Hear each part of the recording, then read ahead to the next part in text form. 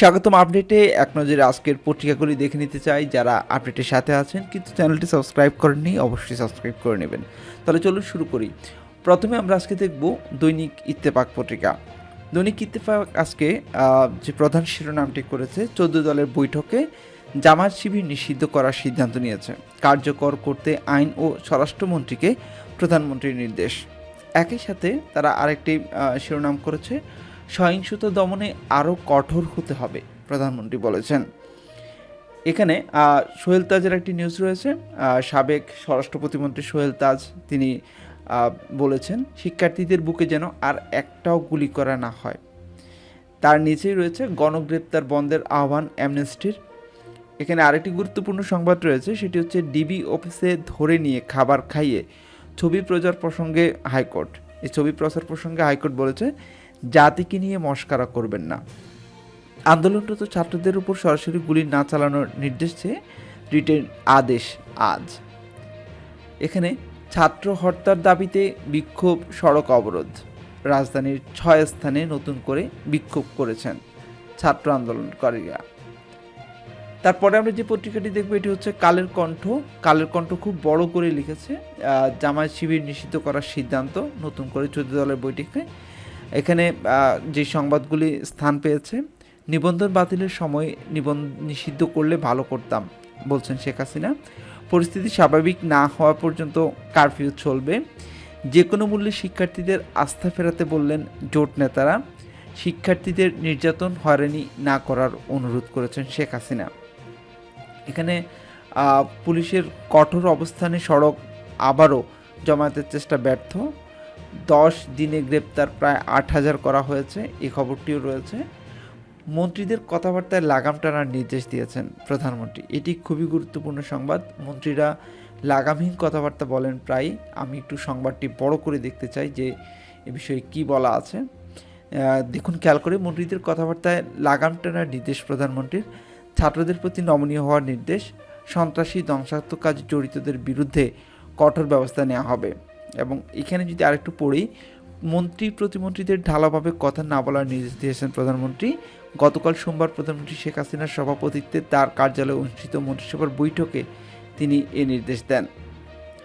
আচ্ছা, তারপরে আর এখানে ভালো অন্য কোনো খবর নেই। আমরা পরের পত্রিকাটি দেখি, এটি হচ্ছে নয়া দিগন্ত।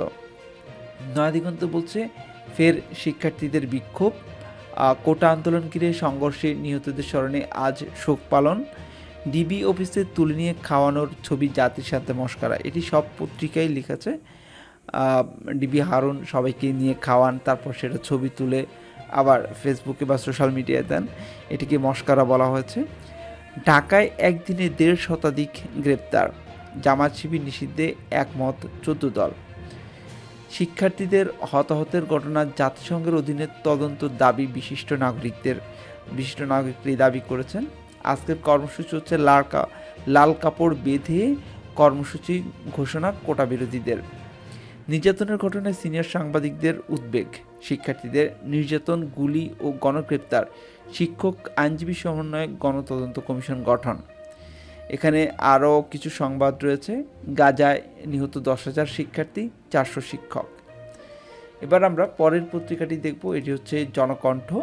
জনকণ্ঠ বলছে, জামায়াত শিবির নিষিদ্ধের সিদ্ধান্ত। তারপরে যে সংবাদটি রয়েছে, কোটা আন্দোলন প্রত্যাহারে জনমনে স্বস্তি। এই মুহূর্তে শিক্ষা প্রতিষ্ঠান খোলার মতো পরিস্থিতি নেই বলেছেন শিক্ষামন্ত্রী। আর সাংবাদিক মেহেদী সহ 7 জনের নিহতের ঘটনায় মামলা। রাজধানীর বিভিন্ন স্থানে বিক্ষোভের চেষ্টা, ধাওয়া পাল্টা ধাওয়া। সমন্বয়কদের শীঘ্রই ছেড়ে দেওয়া হবে বলেছেন ডিবি প্রধান।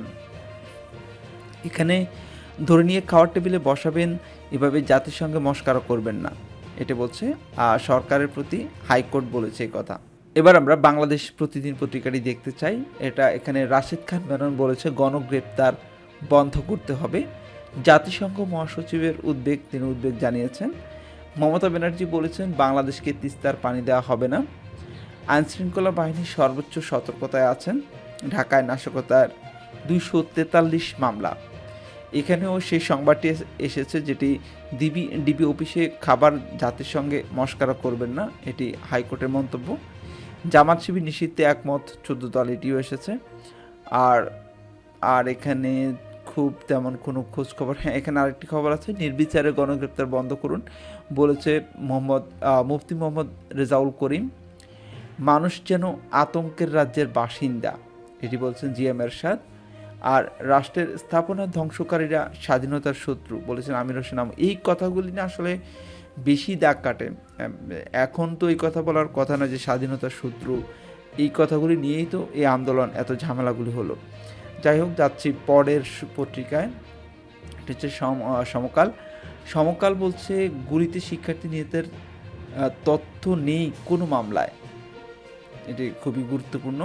বিভিন্ন স্থানে বিক্ষোভ সংঘর্ষ, আটক 1.5 শতাধিক, নিষিদ্ধ হচ্ছে জামাত শিবিরের রাজনীতি, এটিও বলেছে সমকাল। এবারে মানবজমিন দেখে নিতে চাই। মানবজমিনে বেশ কিছু খবর এসেছে। সাবেক মার্কিন রাষ্ট্রদূত ড্যান মোজেনার সাক্ষাৎকার বাংলাদেশের নতুন রাজনৈতিক দলের জন্য। তারপর এখানে আরেকটি গুরুত্বপূর্ণ সংবাদ রয়েছে, শিক্ষক আসিফ ও জাবি সমন্বয়ক আরিফ 6 দিনের রিমান্ডে। সন্তানকে ঘুম পাড়িয়ে বারান্দায় দাঁড়াতেই গুলিতে লুটিয়ে পড়েন শিমু। গণহত্যা, ব্লক রেড, গণগ্রেপ্তার, রিমান্ডে নির্যাতনের ঘটনায় সিনিয়র সাংবাদিকদের উদ্বেগ, এটি পেয়েছি ইতিমধ্যে কয়েকবার। আমার একমাত্র ছেলেকে গুলি করে মেরে ফেলেছে, এখন এই সংবাদগুলি আসছে। আরেকটি গুরুত্বপূর্ণ সংবাদ হচ্ছে জুলাইতে রেমিটেন্স ধস।